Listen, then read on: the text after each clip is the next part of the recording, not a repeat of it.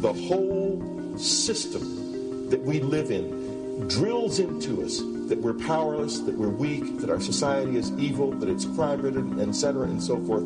It's all a big, fat lie. We are powerful, beautiful, extraordinary. There is no reason why we cannot understand who we truly are, where we are going. There is no reason why the average individual cannot be fully empowered. We are incredibly powerful beings.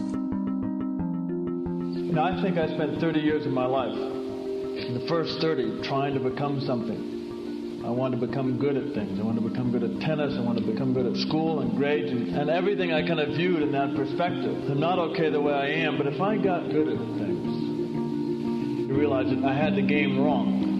The game was to find out what I already was. Find out what I already was.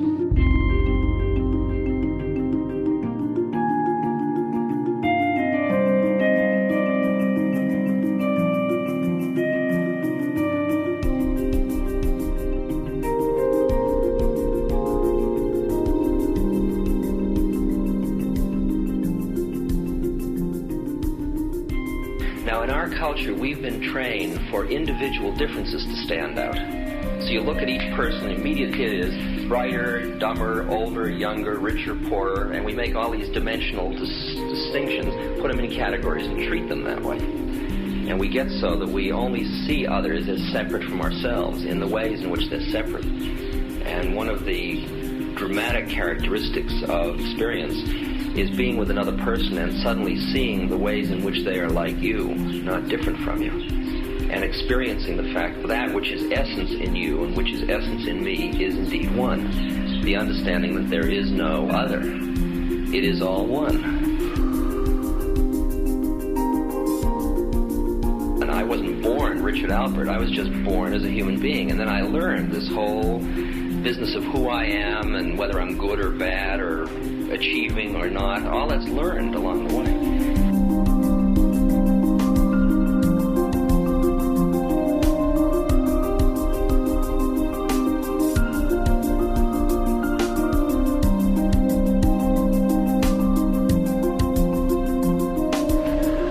The old appeals to racial, sexual, and religious chauvinism, to rabid nationalist fervor, are beginning not to work. A new consciousness is developing which sees the earth as a single organism and recognizes that an organism at war with itself is doomed.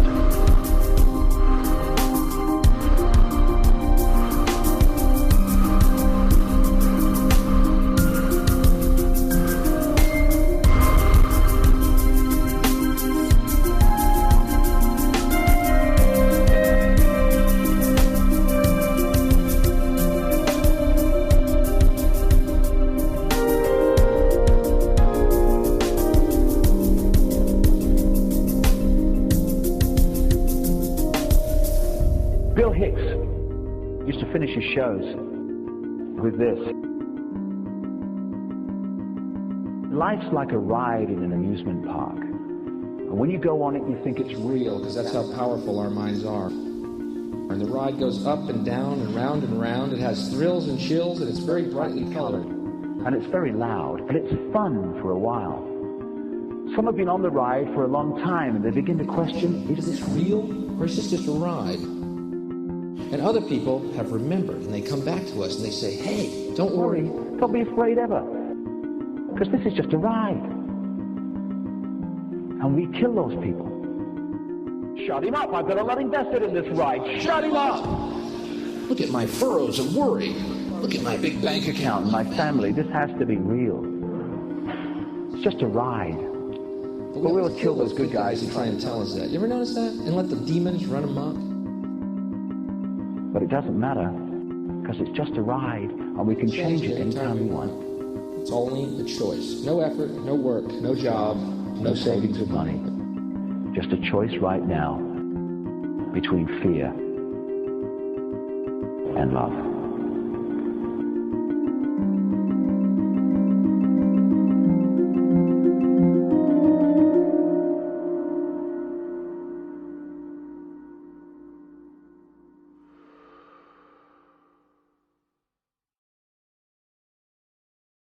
What's up, world? Welcome to another episode of Truth Lives. And on this episode, I'm going to be talking about humanity as a whole. As I reflect on us just as a collective within the entire universe and all of nature, I come to the conclusion that any organism at war with itself is doomed. And I get that quote from Carl Sagan. And that's basically what I see. I see a inevitably destructive race of people, the entire human race. And we always place ourselves as the victims, as the protagonists.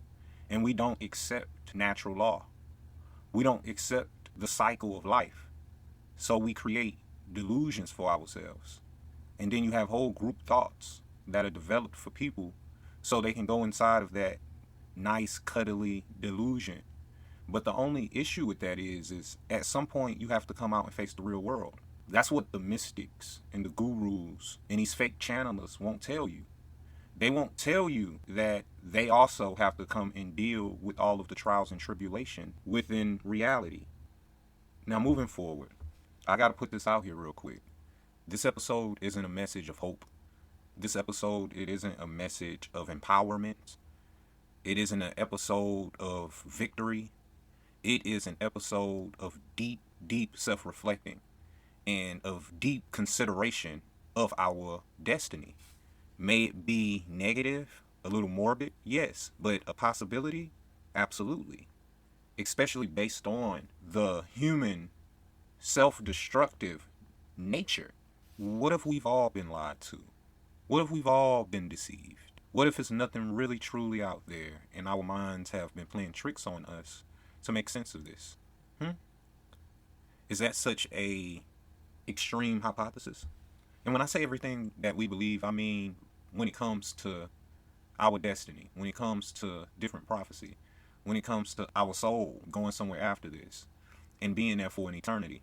Or are those things put in place just so we can thrive and have meaning while here? Because our minds are really special. Our minds will do anything for us not to self-destruct. So faced with trauma and faced with something that doesn't make sense, we have to create meaning. We have to make sense of it all.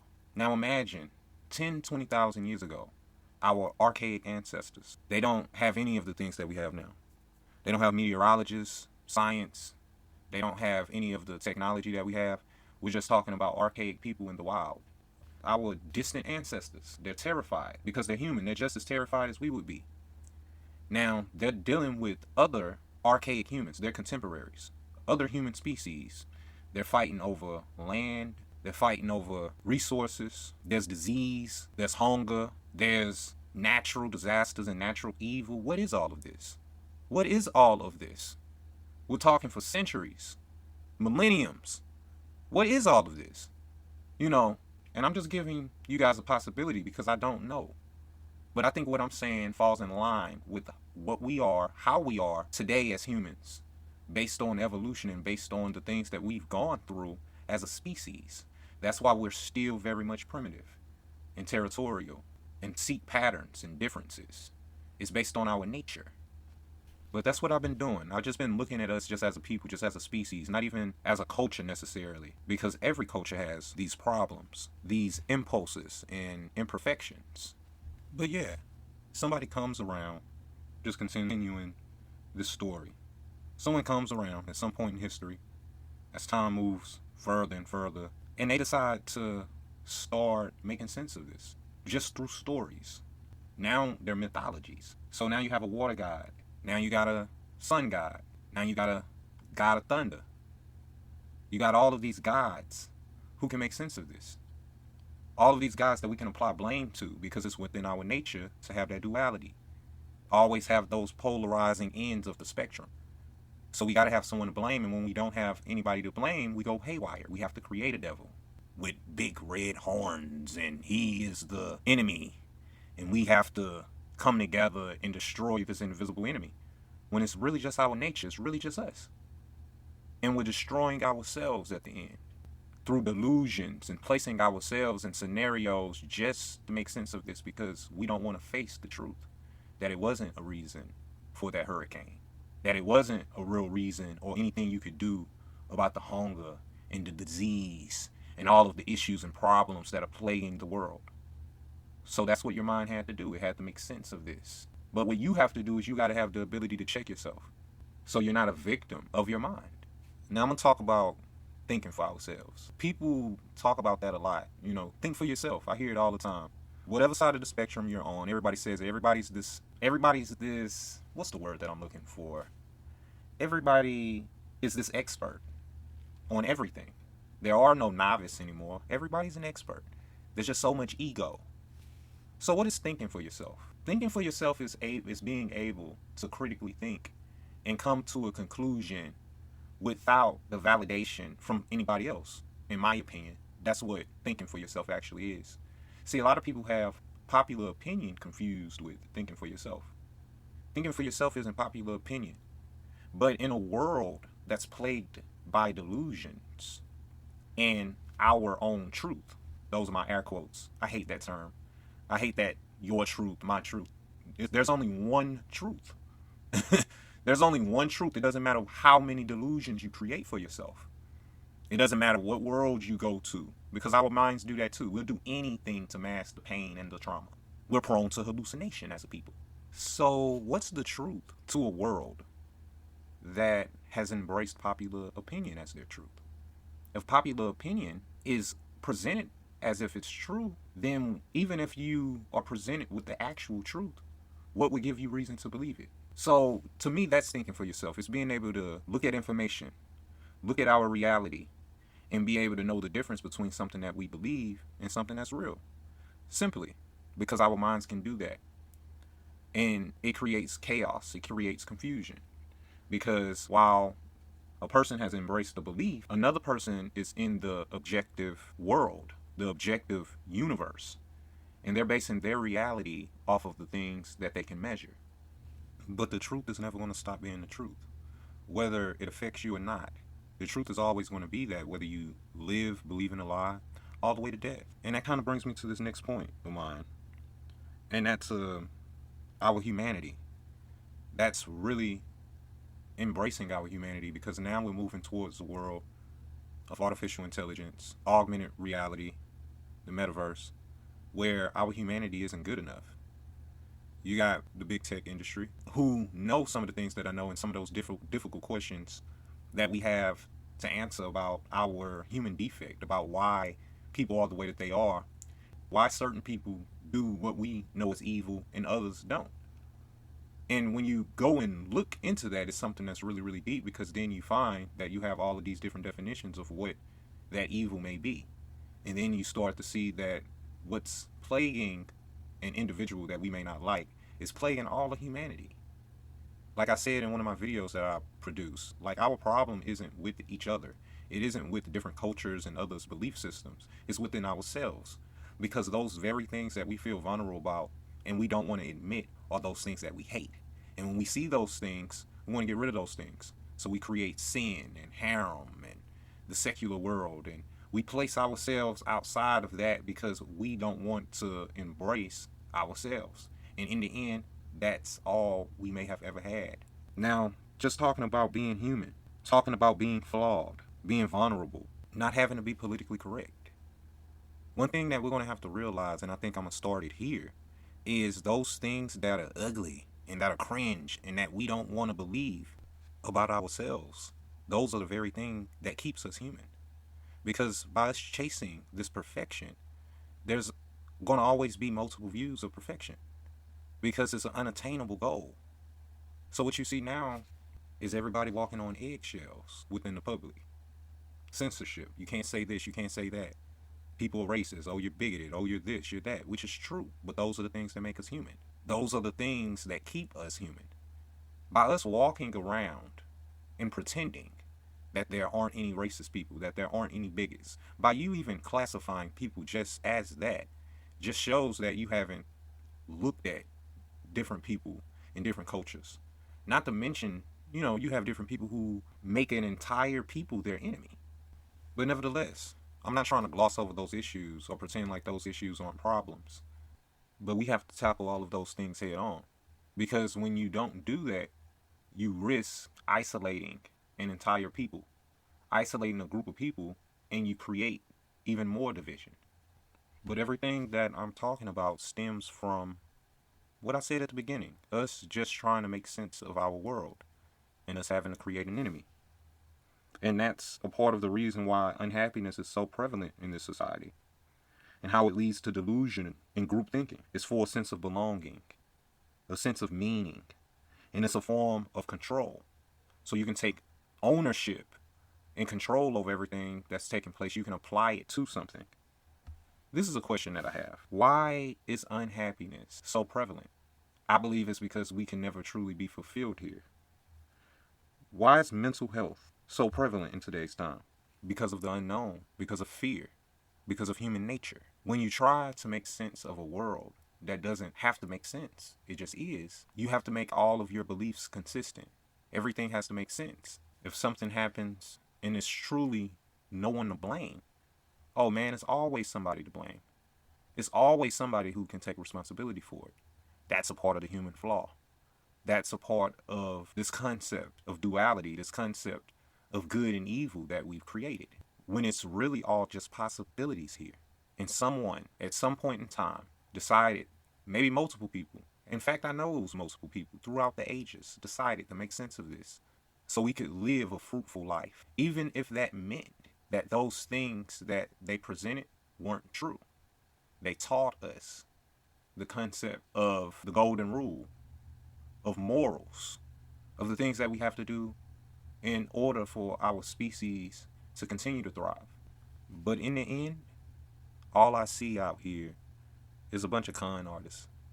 No man knows. No man knows the truth of our dwelling, of our destiny. No man knows the truth about the beginnings or infinity. No one knows. With these people who are leaders over men, it's no different than it is with us. It's all about status. It's all about looking good. And there is no enemy. There is no devil. There are no races of people who run the world. It's all our mind. It was always something that we had to put in place to make sense of this. Now, don't get me wrong, there are evil people within every group. But we've created this enemy because it's a part of our survival. It's a part of our mentality to always have a bad guy. Not saying that we may not have someone to blame in any particular case, but a lot of the times it's just us. Man has always been at war with himself, and that leads to revenge. That leads to people thinking in a sense of, oh, you got me, I got to get you back now. That's what it leads to. It just leads to self-destruction.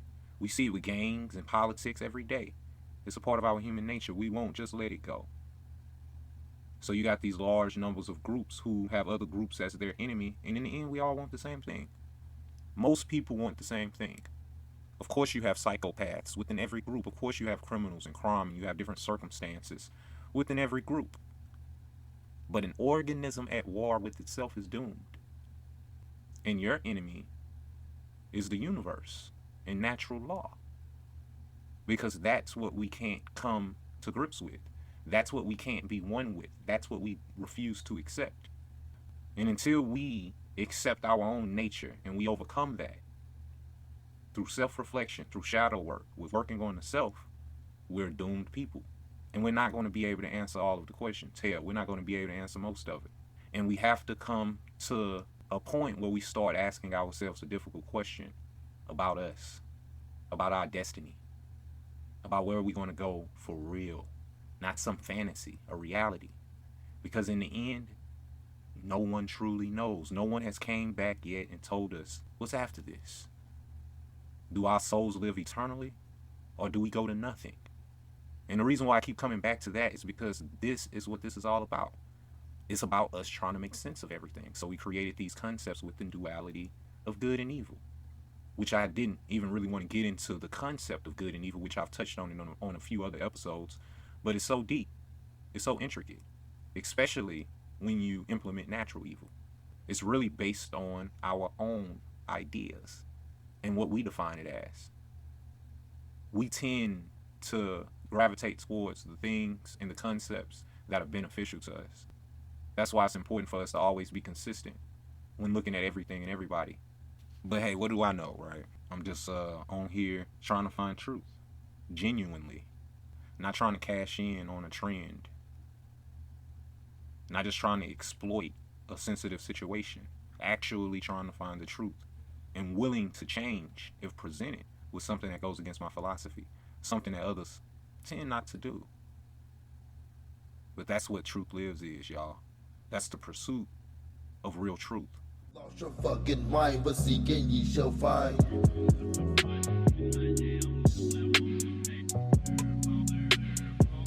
Seeking ye shall find.